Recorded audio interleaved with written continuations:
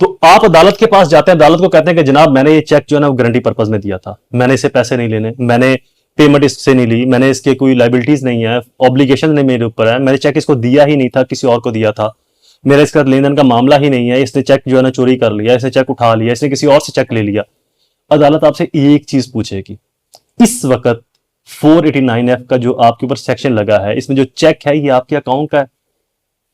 Obviously आप कहेंगे yes डिसऑन हुआ, यस बेल कैंसिल। तीसरा क्वेश्चन जो अदालत आपसे करेगी वो ये कि क्या ये तमाम बातें जो आप मुझे बता रहे हैं इनके मुतल्लिक आपने कोई सिविल सूट, कोई सिविल केस फाइल किया या नहीं किया? द आंसर इज नो, क्योंकि आपको इसके बारे में नॉलेज ही नहीं थी, आपने किया ही नहीं। आपको लगता कि शायद मैं ये बात कहूंगा अदालत में और जज मान जाएगा। जज साहब ऐसे नहीं मानेंगे जब तक आप एक पूरी एक ऑथेंटिक फैक्ट बिल्डिंग क्रिएट नहीं करेंगे, आपके केस में जान स्ट्रांगनेस नहीं आएगी। ये वो चीजें हैं जो आपको फायदा पहुंचाएंगी। अगर आपके खिलाफ बदयांती, बदनीति पर मबनी मुजरमाना तौर के ऊपर कोई शख्स एफआईआर करवाता है या करवा सकता है, तो अगर हो गई है तब भी कर दें, बेहतर है आपके लिए। अगर नहीं हुई तो तब तो 100% आपको ये करनी चाहिए ताकि आप इस तरह के कौन से बच जाएं। चेक मैंने दिया तो मेरे ऊपर एफआईआर होगी। अब मैंने चेक दिया हुआ था, मुझे धमकियां लगा रहा है। चेक मैंने गारंटी पर्पस के लिए दिया था। चेक जो मैंने दिया था उसके बाद मैं पेमेंट मुकम्मल कर चुका हूं। चेक मैंने जो दिया था, जितने की उसने मेमो लगवा ली उतने पैसे मैंने उसके कभी देने ही नहीं थे। चेक मैंने कभी उसको दिया ही नहीं था, चेक मैंने किसी और को दिया था। चेक की एवज जो मेरी लाइबिलिटीज है ये बनती नहीं है, एफआईआर के अंदर मेंशन की है, या जो पेमेंट उसने उसके ऊपर लिख ली। चेक जब मैंने दिया था इससे पहले मैंने इसको पैसे दिए थे, फिर इसने मुझे पैसे दिए, फिर मैंने इसको पैसे दिए और मेरा इसके साथ दोस्ताना तल्लुकात थे, एतमाद का रिश्ता था। तो आपको कौन से जेन्युइन प्रिकॉशन मेजरमेंट अडॉप्ट करने चाहिए जो आपके लिए फायदेमंद हो सकते हैं प्री रेस्ट बेल में या पोस्ट रेस्ट बेल में या ट्रायल में। अदरवाइज एक बात याद रख लीजिएगा, चेक में प्री रेस्ट बेल बिल्कुल नहीं होगी। पोस्ट अरेस्ट का भी जो स्कोप है लगभग ना होने के बराबर है, अदरवाइज आपकी बेल नहीं हो पाएगी और ट्रायल में भी आपको सजा मिल जाएगी। अस्सलाम वालेकुम फ्रेंड्स, कैसे आप सब? I am sure all are fine. This is Mubashar Iqbal Chauhan, advocate high court. बहुत इंटरेस्टिंग टॉपिक है आज हमारा, निगोशिएबल इंस्ट्रूमेंट चेक से रिलेटेड। मोस्टली मेरे पास जो केसेस आते हैं उनके अंदर क्लाइंट ये आकर कहता है कि जी चेक मैंने दिया तो मेरे ऊपर एफआईआर होगी। अब मैंने चेक दिया हुआ था, मुझे धमकियां लगा रहा है। चेक मैंने गारंटी पर्पस के लिए दिया था। चेक जो मैंने दिया था उसके बाद मैं पेमेंट मुकम्मल कर चुका हूं। चेक मैंने जो दिया था, जितने की उसने मेमो लगवा ली उतने पैसे मैंने उसके कभी देने ही नहीं थे। चेक मैंने कभी उसको दिया ही नहीं था, चेक मैंने किसी और को दिया था। चेक की एवज जो मेरी लाइबिलिटीज है ये बनती नहीं है, जो उसने एफआईआर के अंदर मेंशन की है या जो पेमेंट उसने उसके ऊपर लिख ली। चेक जब मैंने दिया था इससे पहले मैंने इसको पैसे दिए थे, फिर इसने मुझे पैसे दिए, फिर मैंने इसको पैसे दिए और मेरा इसके साथ दोस्ताना तल्लुकात थे, आपस में एतमाद का रिश्ता था। मैंने कहा कोई जरूरत नहीं है, मैंने चेक उससे उठाया नहीं था, उसने मेरे ऊपर एफआईआर करवा दी। तो ये कुछ ऐसी प्रोपोजिशंस हैं जो इससे पहले क्लाइंट्स ने आकर हमें बताई और ये जेन्युइन प्रोपोजिशंस थी। अक्सर मैं वीडियोस बनाता हूं तो लोग कहते हैं जी आप मुल्जिम को फेवर देते हैं। मैं मुल्जिम को फेवर नहीं देता। हमारी सोसाइटी का अलमिया ये है कि यहां पर अगर किसी ने 50,000 लेना है किसी से और उस बंदे ने चेक दे दिया तो वो 50,000 की जगह पर 50 लाख फिल करके चेक के ऊपर मेमो लगवाता है। तो हम इस सिस्टम के अंदर बीइंग ए लॉयर, अगर मैं आपको एक बात ऑथेंटिकली कह दूं तो 95% चेक के केसेस में मासवाई उन चेक्स के जहां पर मदई ने खुद रकम फिल की होगी। 95% केसेस के अंदर अगर किसी ने 1 लाख लेना है तो उसके ऊपर 50 लाख फिल कर देगा, 10 लाख फिल कर देगा, 20 लाख फिल कर देगा। गारंटी मकसद के लिए चेक था, लाइबिलिटीज ही नहीं थी। 489F की जो डेफिनेशन है fulfilment of obligation and liabilities, वो ही पूरी नहीं होती थी। जिसने चेक दिया है उसने कभी पैसे लिए ही नहीं थे, पैसे किसी और ने लिए थे, उस बेचारे ने तो गारंटी पर्पस के लिए चेक दे दिया। अब चूंकि उसको पैसे नहीं मिले जिससे लेने थे तो उसने इस पर एफआईआर करवा दी। तो ये जेन्युइन कॉजेज हैं हमारी सोसाइटी में चेक से रिलेटेड मामला। बहरहाल चेक्स बहुत एक भयानक और खतरनाक मामला है। ये सिर्फ चेक 489F की डेफिनेशन में फॉल नहीं करता, पीपीसी के 3 और सेक्शन भी अट्रैक्ट होते हैं चेक के ऊपर। बहुत कम लोग हैं जो इस बारे में जानते हैं, ये शायद ना होने के बराबर, क्योंकि बहुत कम लोग एक्चुअल में फाइनेंस क्राइम से रिलेटेड प्रैक्टिस करते हैं। 489F तो लगता ही है, हिडनली 3 और सेक्शन भी उनकी डेफिनेशन एप्लीकेबल होती है। पीपीसी सेक्शन 30, पीपीसी सेक्शन 467, ये 3 ऐसे सेक्शंस हैं जो चेक के मामले के अंदर एप्लीकेबल होते हैं 489F के ऊपर। जनरल लोगों को इस बारे में नॉलेज ही नहीं है। लोग कहते हैं कि जी चेक जो है वो 3 साल की सजा है, 3 साल का मामला नहीं। यही तो वजह है कि इसके अंदर बेलें नहीं होती, क्योंकि ये सिर्फ 489F का मैटर नहीं है, ये इसके अलावा भी सेक्शन से डील करता है। बहरहाल उन सेक्शन के ऊपर मेरी ऑलरेडी इसके बाद एक वीडियो आ जाएगी डिटेल के साथ कि वो कैसे अट्रैक्ट होते हैं, उनसे बचाव का तरीका क्या है। आज का जो मकसद था हमारी इस वीडियो का वो आपको ये बताना कि अगर इन सूरतों में आप पर एफआईआर हो जाती है या दूसरी पार्टी आपको एफआईआर करवाने की धमकियां दे रही है तो आप आपको कौन से जेन्युइन प्रिकॉशन मेजरमेंट अडॉप्ट करने चाहिए जो आपके लिए फायदेमंद हो सकते हैं प्री रेस्ट बेल में या पोस्ट रेस्ट बेल में या ट्रायल में। अदरवाइज एक बात याद रख लीजिएगा, चेक में प्री रेस्ट बेल बिल्कुल नहीं होगी। पोस्ट अरेस्ट का भी जो स्कोप है लगभग ना होने के बराबर है अगर आपने जेन्युइनली चेक जारी किया है।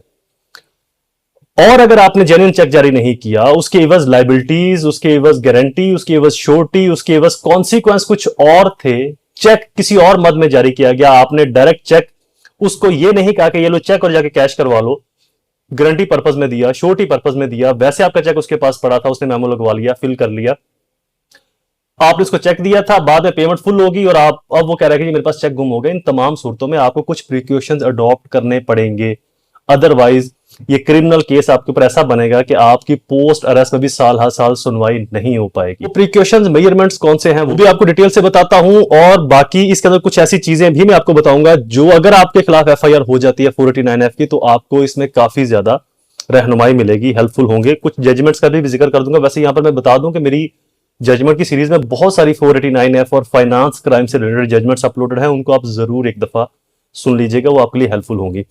तो बराहे करम मुझे जो कॉल है वो आप शाम को 7-8 बजे तक ही किया करें, दिन टाइम मॉर्निंग में या लेट नाइट अवॉइड किया करें। तो कॉल 7-8 बजे या 9 बजे तक ही किया करें, इससे पहले या बाद में कॉल ना किया करें।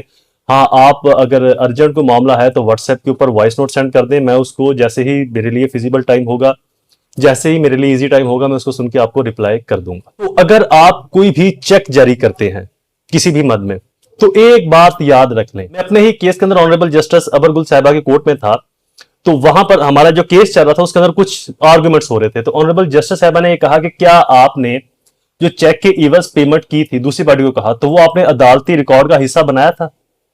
एक पार्टी कह रही थी कि जी हमने इनको 50 लाख का चेक दिया, उसके बाद हमने 40 लाख की पेमेंट कर दी है, और इन्होंने फिर भी 50 लाख का मेमो लगवा लिया। तो उन्होंने कहा कि जी नहीं, हमने अदालती कार्रवाई का हिस्सा तो नहीं बनाया था, हम अदालत में स्टेटमेंट नहीं करवाई। तो ऑनरेबल जस्टिस साहब ने कहा कि फिर आपने मिस्टेक की है, गलती की है, और अब इस गलती का खमियाजा आपको ही भुगतना पड़ेगा। जब भी आप चेक जारी कर देते हैं उसके बाद आप जो भी डीलिंग करें, मतलब आप कुछ पैसे दे देते हैं पार्टी को, कुछ पैसे आपके बकाया हैं, और आप ये आउट ऑफ कोर्ट सेटलमेंट कर रहे हैं या थाने में बैठकर सेटलमेंट कर रहे हैं, सबसे बड़ी गलती आप करेंगे। ये दोनों चीजें सबसे बड़ी गलती होगी अगर आप आउट ऑफ कोर्ट या थाने में बैठकर करते हैं, तो ये दोनों चीजें आपके खिलाफ जाएंगी, आपका पैसा भी जाएगा और बाद में आपकी सुनवाई भी नहीं हो पानी। हर जो सेटलमेंट है वो आपने कोर्ट में करनी है। कोर्ट में कैसे करनी है वो भी आपको आगे चल के बताता हूं। फर्स्टली, जब भी आपने कोई चेक जारी कर दिया है, जो मैंने पीछे रीजंस बताई, कॉन्सिक्वेंस बताए इन सूरतों में, तो उसके बाद फर्स्टली आपने चेक की कैंसिलेशन मूव करनी है। कैंसिलेशन ऑफ डॉक्यूमेंट्स का सिविल कोर्ट में सूट फाइल करना है, आप पुलिस रिपोर्ट भी दर्ज करवा सकते हैं। दूसरी चीज, आपने बैंक के अंदर जाकर चेक को, अब ये आपका वकील आपको बताएगा कि वो सिचुएशन कैसी है, सर्कमस्टांसेस कैसे हैं, आपका केस कैसा है। मैं ये नहीं कहता कि आप सभी चेक पर स्टॉप पेमेंट लगवा दें, आप सभी चेक को कैंसिल करवा दें, आप हर चेक को डिसऑन डिक्लेयर कर दें कि मेरे चेक है नहीं, गुम हो गए, चोरी हो गई। मैं ये नहीं कहता, ये केस के ऊपर डिपेंड करता है कि आपके केस के सर्कमस्टांसेस क्या है। आपने स्टॉप पेमेंट लगवानी है, आपने चेक को कैंसिल करवाना है, आपने चेक के ऊपर किस तरीके की कार्रवाई करवानी है बैंक में, ये सर्कमस्टांसेस के बाद होगा। लेकिन बहरहाल आपको बैंक से भी एक कार्रवाई करनी पड़ेगी कैंसिलेशन के बाद। आप, अगर आपका कंपनी मैटर है, अगर आपकी ट्रांजैक्शन करोड़ों में है, या एक से ज्यादा ट्रांजैक्शन है, या एक से ज्यादा चेक है, तो फिर सबसे बेस्ट रेमेडी आपके लिए जो होगी वो है रिडेंशन ऑफ अकाउंट का दावा। बहुत कम लोग जानते हैं, लेकिन ये दावा आपकी क्रिमिनल केस से ही जान छुड़वा सकता है, अदरवाइज आप क्रिमिनल केस से बच नहीं पाएंगे। अगर आप पर एफआईआर होगी तो प्री अरेस्ट बेल को तो आप भूल जाए, पोस्ट अरेस्ट बेल के अंदर भी जो आपका चांस है वो 50-50 होगा। 100% पोस्ट अरेस्ट बेल में भी आपका चांस नहीं बनेगा, और मुमकिन है कि ट्रायल में भी आपको सजा हो जाए। तो जो साल आपको जेल की मुशक्कतें बर्दाश्त करनी पड़ेंगी वो अलग से। तो ये प्रिकॉशन जरूर अडॉप्ट करें, कैंसिलेशन जरूर मूव करें, बैंक के अंदर जाकर स्टॉप पेमेंट लगवानी है, चेक कैंसिल करवाना है, या व्हाट्सएवर अपने केस के फैक्ट के हिसाब से वो जरूर करवाएं। पुलिस में आप रिपोर्ट भी दर्ज करवा सकते हैं, सिंपल, बरल उसकी इतनी जरूरत नहीं। रिडेंशन ऑफ अकाउंट का दावा जरूर फाइल करें अपने चेक से रिटर्न मामला में, जहां पर आपने एक से ज्यादा, अगर आपके चेक एक से ज्यादा हैं तो एक से ज्यादा लोगों को आपने दिए हुए हैं, या फिर आपकी जो ट्रांजैक्शन है वो करोड़ों की है, करोड़ों के अंदर आपने ट्रांजैक्शन की हुई है, डिफरेंट लोगों को करोड़ों से आपने ट्रांजैक्शन ली भी हुई है। तो इस सूरतों में आप अपनी जो ये तमाम कॉम्प्लिकेशन है इनको सुलझाने के लिए जो रिडेंशन ऑफ अकाउंट है इसको फाइल करें, ताकि अदालत के सामने तमाम चीजें ऑन रिकॉर्ड और डिटेल के साथ आए। 489F के अंदर अदालत ने ये नहीं देखना कि जी आपकी सिविल लाइबिलिटीज थी, आपकी जो है ना वो अकाउंट रिडेंशन की लाइबिलिटीज थी, आपका गारंटी पर्पस था, श्योरिटी पर्पस था। नो, अदालत ने सिर्फ 3 चीजें देखनी है। फर्स्ट, चेक आपका था। सेकंड डिसऑन हुआ, थर्ड मेमो स्लिप लगी। प्री अरेस्ट बेल खारिज करने के लिए 3 चीजें काफी हैं। अब आ जाते हैं पोस्ट अरेस्ट के ऊपर। पोस्ट अरेस्ट के अंदर भी इन 3 के साथ 2 चीजें और अदालत देखेगी। अगर वहां पर थोड़ी सी गुंजाइश निकलेगी तो आपके पोस्ट अरेस्ट के चांस बनेंगे हाई कोर्ट से, मजिस्ट्रेट से और सेशन कोर्ट से तो आप भूल जाए पोस्ट अरेस्ट को भी। हाई कोर्ट से अगर जो चांस बनेंगे पोस्ट अरेस्ट के, वहां पर भी 2 जो मैंने 3 बताई, इनके आगे फर्दर 2 और चीजें छोटी सी देखेगी अदालत।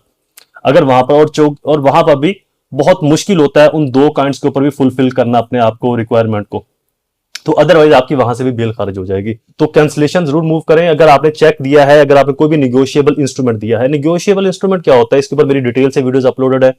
मेरे चैनल की प्लेलिस्ट में जाएं, वहां पर जाकर आप लॉ ऑफ कॉन्ट्रैक्ट की प्लेलिस्ट को ओपन करें या फाइनेंस क्राइम की प्लेलिस्ट को ओपन कर दें, वहां पर आपको इसके मुतालिक डिटेल वीडियोस मिल जाएंगी। अभी ये लेक्चर लंबा हो जाएगा, अदरवाइज आपकी बेल नहीं हो पाएगी और ट्रायल में भी आपको सजा मिल जाएगी। वीडियो कंप्लीट, दोबारा हाजिर होगा किसी और इन्फॉर्मेटिव वीडियो के साथ। तब तक मुझे अपनी दुआओं में जरूर याद रखें। अल्लाह ताला आप सबका हामी नासिर हो। वस्सलाम।